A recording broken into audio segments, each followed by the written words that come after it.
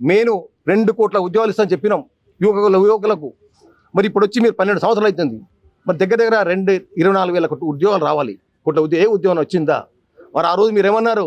నల్లధనం తీసుకొస్తా, స్విచ్ బ్యాంకులో ఉన్న భారతదేశంలో ఉన్న అందరికి నల్లధనం తీసుకొచ్చి గరీబులందరికీ పంచుతా అని చెప్పినావు. సంవత్సరానికి ఒక కుటుంబానికి 15 లక్షల రూపాయలు ఇస్తున్నావు.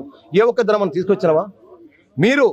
మా ప్రభుత్వం అధికారం రాకముందు 48 లక్షల కోట్ల అప్పు ఉంటే ఈరోజు భారతదేశం మొత్తంలో 200 లక్షల కోట్ల అప్పు జరిగింది. మరి అప్పంతా ఎక్కడ పెట్టినావు? ఏ అభివృద్ధి చేసినావు? ఏ ప్రజలకు వంచినావు? ఏ పేద ప్రజలకు వంచినావు?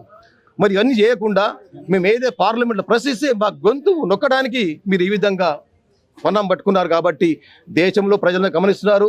మీకు రాబోయే రోజుల్లో ఖచ్చితంగా ఈ యొక్క బీజేపీ ప్రభుత్వానికి బుద్ధి చెప్తారు. మీకు మొన్ననే మా రాష్ట్రంలో మా రేవంత్ రెడ్డి నాయకత్వంలో పీసీ అధ్యక్షుడు గారి మహేష్ కుమార్ గారి సారథ్యంలో మీకు మొన్న జరిగిన ఉప ఎన్నికల్లో మీ బీజేపీ పార్టీకి డిపాజిట్ కూడా రాలేదు. మరి మీరు ఓన్లీ మతం పేరు మీద దేశంలో రెచ్చగొడుతున్నారు తప్ప అభివృద్ధి మీద ఎక్కడ కూడా మీరు చేయడం లేదు. దీన్ని ప్రజలు గమనిస్తున్నారు. కాబట్టి మీకు రాబోయే రోజులు ఖచ్చితంగా దేశం మొత్తం మీద మీకు బీజేపీకి ఖచ్చితంగా ఓడగొడతారు. ఖచ్చితంగా మా రాహుల్ గాంధీ ప్రధానమంత్రి అవుతారు. మీరు ఏదైతే ఈ లక్షల కోట్ల అప్పులు తెచ్చిర్రో, ఏదైతే కార్పొరేట్ కంపెనీకి మీరు ఆదాని అంబానీలకు తొత్తువలికి వారికి ప్రజలకు లక్షల కోట్లు దానదత్తం చేసిర్రు, ఇవన్నీ కూడా వెలుగు తీసుకొస్తాం. అప్పుడు మీ యొక్క బండారు బయటపడుతుంది. తప్పకుండా మా ప్రభుత్వంలో ఖచ్చితంగా అధికారంలోకి వస్తుంది.